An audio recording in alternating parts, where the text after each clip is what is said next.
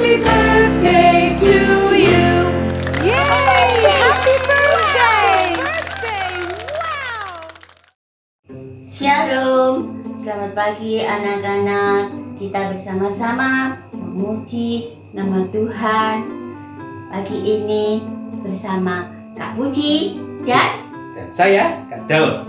Kalian semuanya yang di rumah, apakah sudah mandi? Apakah sudah pakai baju yang rapi? Kalau sudah, berarti kalian bersiap untuk sekolah minggu. Dan hari ini kita akan bersama-sama memuji Tuhan, juga mendengarkan firman Tuhan dan juga melakukan aktivitas. iya, mengerjakan aktivitas nantinya. Ayo, saya ajak kalian semuanya bangkit berdiri. Ayo bangkit berdiri semuanya. Nah, sekarang coba berdiri. Kemudian kakinya digerakkan, tangannya digerakkan. Ayo maju ke depan gini. Tangannya ke atas. Ya, yuk. Kita semua memuji nama Tuhan. Halo, halo, hello, hello. Hola, hola.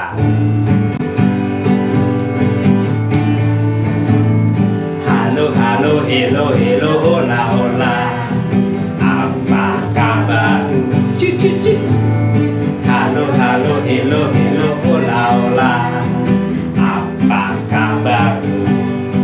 Semuanya senang, semua bersuka, sebab selalu ada Yesus. Jangan kamu sedih, jangan kamu susah, sebab Yesus besertamu. Ya, kita nyanyi bersama-sama. Halo, halo, hello, hello, hola, hola. Apa kabarmu? Cucu, cucu. Halo, halo, hello, hello, hola, hola. Apa kabarmu? Semuanya senang, semua bersuka, sebab selalu ada Yesus. Jangan kamu sedih, jangan kamu susah, sebab Yesus besertamu. Kita ulangi ya, sekali lagi. Halo, halo, hello, hello. Halo, halo, hello, hello, hola, hola. Apa kabarmu? Cucu, cucu. Halo, halo, hello, hello, hola, hola. Apa kabarmu? Semuanya senang, semua bersuka, sebab selalu ada Yesus. Jangan kamu sedih, jangan kamu susah, sebab Yesus besertamu. Ya, jangan kamu sedih, jangan kamu susah, sebab Yesus besertamu. Mari kita mulai ibadah kebaktian hari ini dan kita mulai berdoa. Tuhan Yesus, pagi ini kami hendak memuji dan memuliakan nama Tuhan. Mari Tuhan, Engkau pimpin ibadah online pagi ini dari awal, pertengahan hingga akhir. Terima kasih Tuhan Yesus. Tolong kami semua, biarlah pujian kami ini berkenan di hati-Mu. Di dalam nama Tuhan Yesus Kristus kami berdoa. Amin. Ya, Tuhan Yesus mati bagi kita. Dan Tuhan Yesus itu adalah jalan dan kebenaran dan kehidupan. Melalui Tuhan Yesus kita diselamatkan.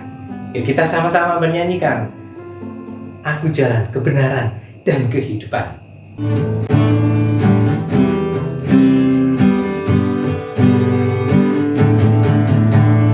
Aku jalan kebenaran dan jalan kehidupan, itu yang Yesus katakan. Aku percaya, amin. Di dalam namanya ada keselamatan kekal. Aku jalan kebenaran dan jalan kehidupan, itu yang Yesus katakan. Aku percaya, amin. Di dalam namanya ada keselamatan kekal. Glory, haleluya. Glory, haleluya. Glory, haleluya.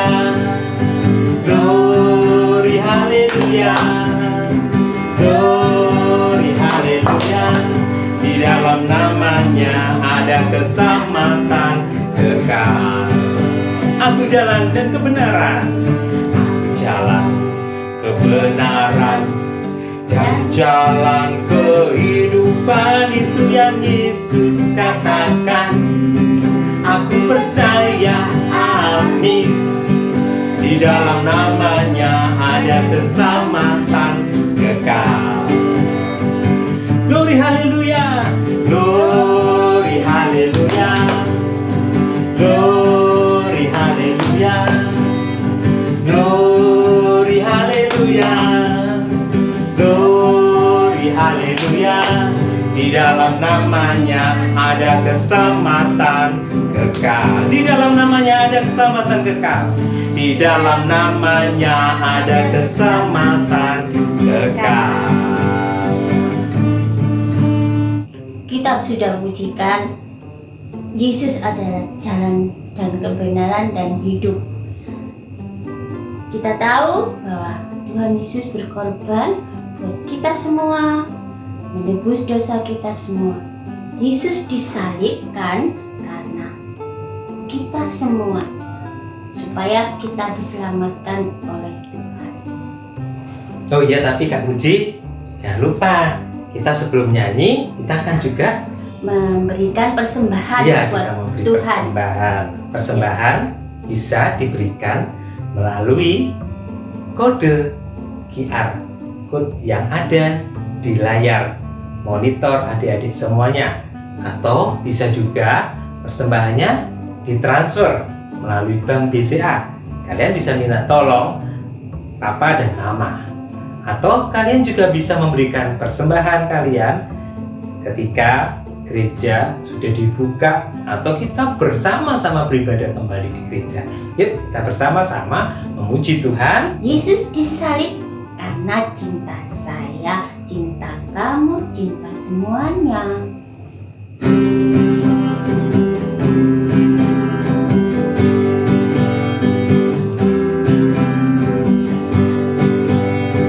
Yesus disalib karena cinta saya, cinta saya, cinta saya.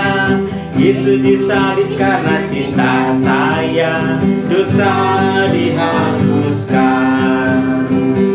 Karena cinta kamu, Yesus disalib karena cinta kamu, cinta kamu, cinta kamu. Yesus disalib karena cinta kamu, dosa dihapuskan. Karena cinta semua Yesus disalib. Yesus disalib karena cinta semua, cinta semua, cinta semua. Yesus disalib karena cinta semua, dosa dihapuskan. Ya, kita sekarang sudah memberikan persembahan. Ya Kak Puji? Yes. Sekarang selanjutnya Sebelum kita dengarkan firman Tuhan, kita nyanyi dulu memuji nama Tuhan tentang firman Tuhan ada di hatiku.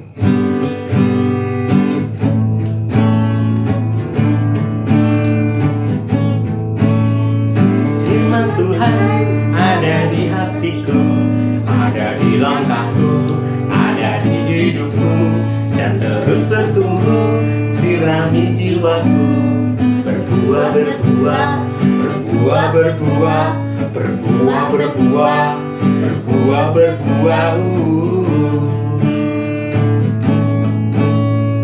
Firman Tuhan ada di hatiku, ada di langkahku, ada di hidupku, dan terus bertumbuh, sirami jiwaku. Berbuah, berbuah, berbuah, berbuah, berbuah, berbuah, berbuah, berbuah.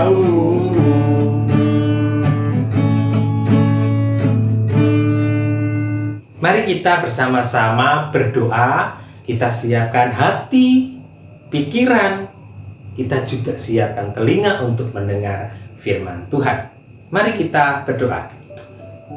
Tuhan Yesus, kami bersyukur, berterima kasih karena Tuhan sudah datang ke dalam dunia, dan Tuhan mau merelakan diri untuk disalib Dan Tuhan menjadi jalan buat kami untuk mengenal Engkau. Tuhan menjadi jalan bagi kami untuk kami boleh memperoleh keselamatan. Terima kasih Tuhan Yesus atas kasih-Mu yang begitu besar bagi kami. Biarlah kami juga mau setia. Kami semakin hari sungguh-sungguh kepada Tuhan. Tuhan tolong kami untuk kami boleh mengerti setiap firman Tuhan yang boleh kami dengar. Tolong Tuhan, kakak sekolah minggu yang akan menyampaikan firman Tuhan. Kiranya Tuhan juga memberkati, mengurapi, sehingga setiap firman Tuhan yang disampaikan boleh menjadi berkat buat setiap kami. Terima kasih Tuhan Yesus, di dalam nama-Mu kami sudah berdoa dan kami bersyukur. Amin. Shalom anak-anak yang dikasih Tuhan. Sudah disiapkan Alkitabnya semua ya? Yuk Kak Diana mau mengajak kita membuka dari Injil Lukas pasal 23 ayat 44 sampai 56a. Judul firman Tuhan hari ini, Tabir Bait Allah Terbelah. Nah, anak-anak yang dikasih Tuhan, Kak Diana akan mengawali firman Tuhan ini dengan kisah tentang tembok Berlin. Jadi di Jerman dulu ada sebuah tembok yang dikenal dengan nama Tembok Berlin. Nah, tembok ini memisahkan antara Jerman Timur dan Jerman Barat. Sehingga pada saat itu banyak keluarga yang ada di Jerman Barat atau sebaliknya nih, tidak bisa berjumpa kembali dengan keluarga mereka karena harus terpisah oleh tembok tersebut. Tetapi anak-anak yang dikasih Tuhan, pada tanggal 9 November tahun 1989, tembok ini telah diruntuhkan sehingga jutaan penduduk baik dari Jerman Barat dan dari Jerman Timur yang tadinya terpisah bisa bertemu kembali dengan kerabatnya yang sudah lama terpisah. Wow, ternyata runtuhnya tembok Berlin telah menjadi membuat ya Jerman itu kembali menjadi satu. Anak-anak yang dikasih Tuhan, kisah kita hari ini juga berbicara tentang sebuah tirai yang menjadi simbol pemisah antara manusia dan Allah. Ini adalah kisah tentang sebuah tirai yang terbelah menjadi dua. Loh Kak Diana, memangnya kenapa tirai terpisah menjadi dua kok jadi heboh gitu ya? Di rumah kita kan banyak hordeng ya, banyak tirai ya. Apa sih spesialnya gitu ya? Nah, anak-anak yang dikasih Tuhan, mengapa kisah ini jadi spesial? Ya, yang pertama, ini adalah tabir atau tirai bait suci. Anak-anak tentunya masih ingat, pernah diceritakan oleh kakak-kakak guru sekolah minggunya ya. Bait suci itu terbagi atas 3 bagian. Ada pelataran, ada ruang suci, dan ruang maha suci. Nah, tabir atau tirai bait suci merupakan pemisah antara ruang kudus dan ruang maha kudus. Ya, ruang maha kudus hanya boleh dimasuki oleh imam besar yang terpilih. Jadi tidak boleh sembarang orang itu masuk. Kalau ada yang melanggar, maka orang tersebut bisa dihukum mati. Anak-anak yang dikasih Tuhan, hanya imam besar saja yang masuk sekali setahun. Dan harus dengan darah yang dia persembahkan. Kenapa Kak Diana? Karena dirinya sendiri dan juga karena pelanggaran-pelanggaran yang sudah dibuat oleh umatnya. Itu yang pertama nih. Yang kedua, tirai ini dibuat sesuai perintah firman Tuhan yang tertulis di dalam kitab Keluaran 36 ayat 35. Bunyinya begini. Juga dibuat oranglah tirai untuk pintu kemah itu dari kain ungu tua, kain ungu muda, kain kirmisi, dan lenan halus yang dipintal benangnya, tenunan yang berwarna-warna. Bahkan anak-anak yang dikasih Tuhan, menurut keterangan beberapa guru agama Yahudi nih ya, tabir ini, tirai ini tebalnya selebar tangan. Ditenun dari 72 jalinan yang dipilin Dan setiap pilinan terdiri dari 74 benang. Tabir atau tirai ini panjangnya 60 kaki dan lebarnya 30 kaki. Jadi kira-kira panjangnya itu 20 meter, lalu lebarnya 10 meter dan tebalnya 5 sampai 10 cm. Nah, anak-anak yang dikasih Tuhan, diperkirakan ya, tirai atau tabir ini sangat berat karena dibutuhkan banyak imam untuk bisa menggerakkannya. Jadi tidak mungkin tangan manusia itu bisa merobek tirai itu ya dengan tangan atau alat dalam waktu yang singkat. Nah, sekarang yang ketiga, mengapa kisah ini begitu spesial?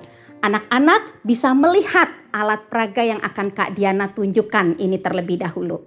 Ketika itu, hari sudah kira-kira jam 12. Lalu kegelapan meliputi seluruh daerah itu sampai jam 3. Sebab matahari tidak bersinar. Dan tabir bait suci terbelah dua. Lalu Yesus berseru dengan suara nyaring. Ya Bapa, ke dalam tanganmu ku serahkan nyawaku. Dan sesudah berkata demikian, ia menyerahkan nyawanya. Ketika kepala pasukan melihat apa yang terjadi, ia memuliakan Allah. Katanya, Sungguh, orang ini adalah orang benar. dan sesudah seluruh orang banyak yang datang berkerumun di situ untuk tontonan itu, melihat apa yang terjadi itu, pulanglah mereka sambil memukul-mukul diri.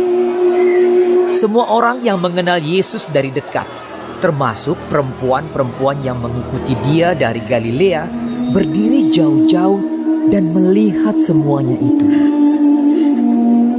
Adalah seorang yang bernama Yusuf. Ia anggota majelis besar dan seorang yang baik lagi benar. Ia tidak setuju dengan putusan dan tindakan majelis itu. Ia berasal dari Arimatea, sebuah kota Yahudi, dan ia menanti-nantikan kerajaan Allah. Ia pergi menghadap Pilatus dan meminta mayat Yesus. Dan sesudah ia menurunkan mayat itu, ia mengapaninya dengan kain lenan, lalu membaringkannya di dalam kubur yang digali di dalam bukit batu, di mana belum pernah dibaringkan mayat.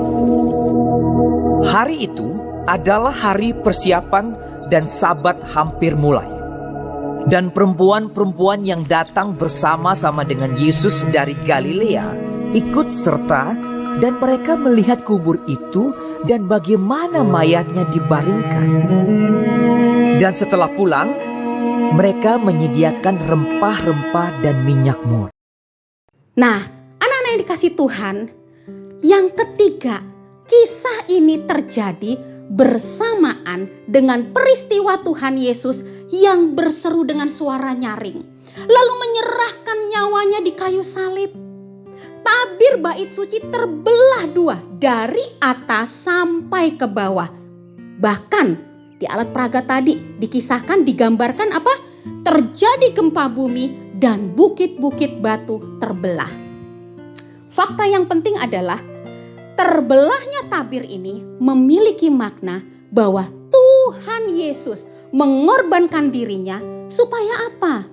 Supaya Kak Diana bersama anak-anak bisa bersatu kembali dengan Allah. Manusia yang selama ini terpisah karena apa? Karena dosa. Jadi dosa itu sudah memisahkan manusia dari Allah. Dan melalui kematian Kristus di atas kayu salib, dosa dan kuasa iblis telah dikalahkan. Melalui Tuhan Yesus, kini manusia bisa kembali berjumpa dengan Allah. Bahkan kematian Tuhan Yesus telah membuka jalan yang baru dan yang hidup bagi kita melalui tabir, yaitu diri Yesus sendiri. Anak-anak yang dikasihi Tuhan, bahkan terbelahnya tabir itu adalah sebuah lambang. Tidak ada lagi penghalang ya. Tidak ada lagi penghalang hubungan Allah dan manusia. Melalui kematian Yesus telah terjadi perdamaian antara Allah dan manusia. Sehingga melalui Yesus tidak ada lagi penghalang, kita sebagai manusia bisa datang kepada Allah. Anak-anak yang dikasihi Tuhan, jika hari ini hubungan kita dengan Allah terhalang karena dosa, mari Kak Diana mau mengajak anak-anak semua bersama Kak Diana, bersama kakak-kakak guru sekolah minggu. Kita datang kepada Yesus, terima Tuhan Yesus sebagai satu-satunya Tuhan dan Juru Selamat. Dia akan menghapuskan segala dosa kita sehingga kita bisa kembali bersekutu dengan Allah. Mungkin ada anak-anak yang bilang, Kak Diana, aku sih sudah terima Tuhan Yesus sebagai Tuhan dan Juru Selamat. Tetapi aku masih sering bohong, masih sering marah-marah, masih sering malas, masih sering bicara kotor, dan banyak lagi deh yang bisa mengganggu, yang bisa menghambat hubungan saya dengan Allah. Anak-anak yang dikasihi Tuhan, hari ini minta Tuhan Yesus untuk menyucikan kita kembali. Minta Tuhan Yesus untuk menolong Kak Diana dan anak-anak bersama kakak-kakak untuk tidak jatuh di dalam dosa yang bisa membuat kita jauh dari Tuhan. Kita juga bisa meminta Tuhan untuk apa? Untuk menghancurkan tembok pemisah kita dengan sesama kita. Apa itu Kak Diana? Tembok itu bisa berupa kebencian. Tembok itu bisa berupa iri hati. Tembok itu bisa berupa kecemburuan atau macam-macam lainnya. Minta kepada Tuhan memberikan kasih-Nya agar kita mampu mengampuni, mampu menerima dan mengasihi sesama kita. Maka Tuhan akan menolong kita agar tidak ada lagi penghalang antara kita dengan Allah maupun dengan sesama kita. Kiranya firman Tuhan ini boleh jadi berkat buat semua anak-anak yang sudah membaca dan merenungkannya. Dan ingatlah, Tuhan Yesus sayang kalian semua itu dibuktikan melalui pengorbanannya. Mari kita berdoa. Tuhan, terima kasih untuk pagi ini kami sudah membaca dan merenungkan firman Tuhan. Tuhan, terima kasih kami diingatkan kembali bahwa Engkau rela mati buat kami karena ingin hubungan antara kami dengan Engkau dipulihkan kembali. Biarlah kami semakin dekat dengan Tuhan. Anak-anak-Mu semakin setia. Anak-anak-Mu juga semakin bertumbuh hanya di dalam Tuhan. Sekalipun di masa pandemi kami hanya bisa mengikuti ibadah sekolah minggu melalui online, tetapi kami tetap setia dan mengalami pertumbuhan hanya di dalam Tuhan saja.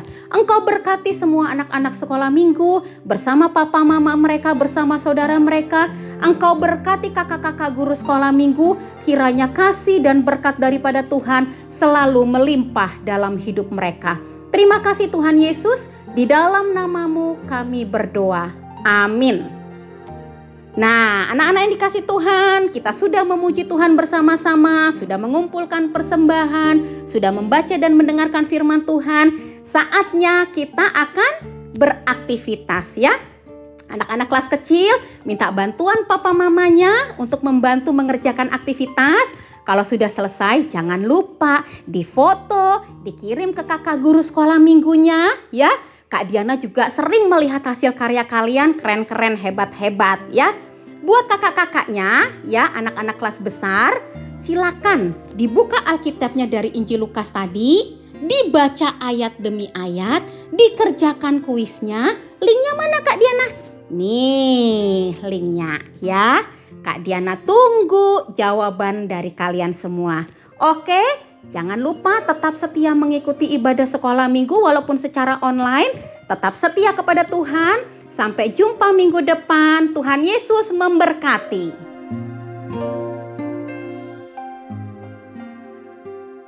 Hai adik-adik semua. Hari ini kita akan membuat jam tangan kayak gini ya. Bahan apa aja yang perlu dibuat? tas lipat, gunting, dan spidol. Yuk ikuti Kak Robert cara buatnya ya. Oke, misalnya ini ya, di ujung kita lipat jadi 2 bagian.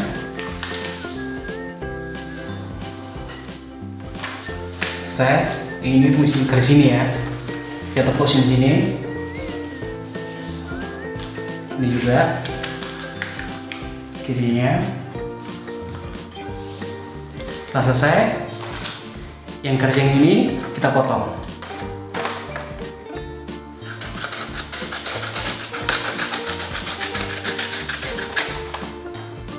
Juga terpotong. Oke, selesai. Setelah itu kita tepuk lagi ini ya.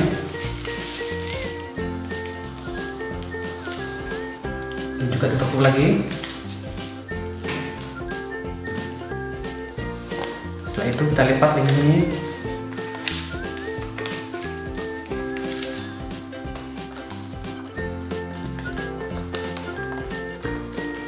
Kita tepuk lagi sini ke sininya.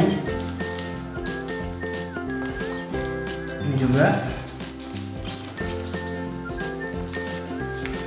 Setelah selesai, yang ini ke dalam ya.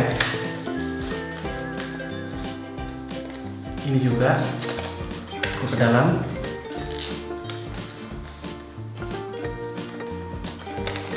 Oke, sudah selesai. Sekarang kita tutup lagi ini garis ini ya. Ini juga selesai. Dibalik lagi, setengah lagi, lipat lagi. Kayak tadi juga sama, lipat lagi juga ini. Oke, selesai. Setelah itu kita tentangkan, tarik gini. Terus tangan ini masuk ke dalam ini ya. Ini juga udah keluar jamnya. Oke, sudah selesai. Kita tinggal kasih kayak gini, huruf ini ya.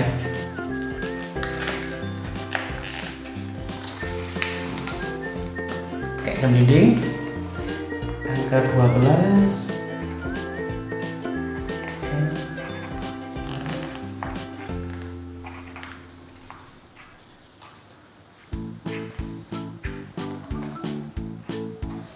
Selesai, kita menentukan arah jamnya jam 3.